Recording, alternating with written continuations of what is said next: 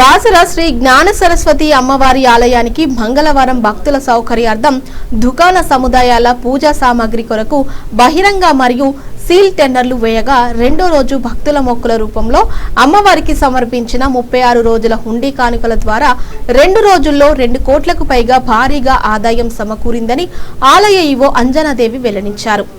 నిర్మల్ జిల్లా బాసర శ్రీ జ్ఞాన సరస్వతి అమ్మవారి ఆలయ ప్రాంగణంలో మంగళవారం రాష్ట్ర దేవాదాయ ధర్మాదాయ కమిషనర్ ఆదేశాల మేరకు భక్తుల సౌకర్యార్థం పూజా సామాగ్రి చీరలు దుకాణ సముదాయాలకు బహిరంగ మరియు సీల్డ్ టెండర్ వేయడం ద్వారా ఆలయానికి భారీ ఆదాయం సమకూరిందని ఆలయం ఈవో అంజనాదేవి తెలిపారు. టెండర్ మరియు బహిరంగ వేలం ద్వారా 1 సంవత్సరం కాల పరిమితితో కూడిన దేవస్థానంకు 2,84,803 రూపాయల ఆదాయం సమకూరిందన్నారు. బాసర జ్ఞాన సరస్వతి అమ్మవారి ఆలయం హుండీ కానుకలను బుధవారం 30 రోజుల హుండీ ఆదాయం అధికారులు లెక్కించారు.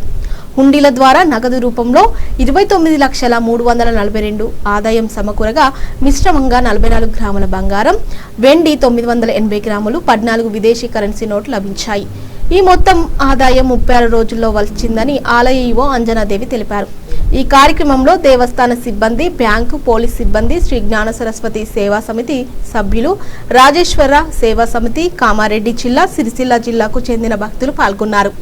బాసరలో వెలిసి ఉన్న శ్రీ జ్ఞాన సరస్వతి దేవస్థానంలో నిన్న దేవాదాయ శాఖ ఆదేశాల మేర టెండర్స్ నిర్వహించడం జరిగింది.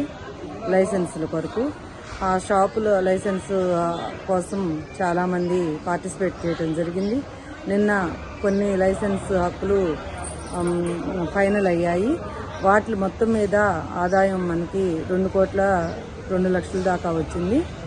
ఇది ఈరోజు దేవస్థానంలో హుండీలు భక్తులు హుండీల్లో వేసిన కానుకలను లెక్కించడం జరిగింది. అది కూడాను మాకు ఈరోజు 29,345 రూపాయలు ఆదాయం సమకూరింది.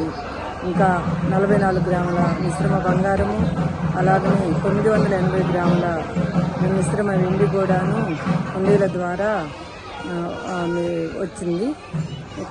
ఇది అందరూ కూడాను భక్తులందరూ కూడాను సమర్పించిన కానుకల మొత్తం ఈ రోజు లెక్కించడం జరిగింది.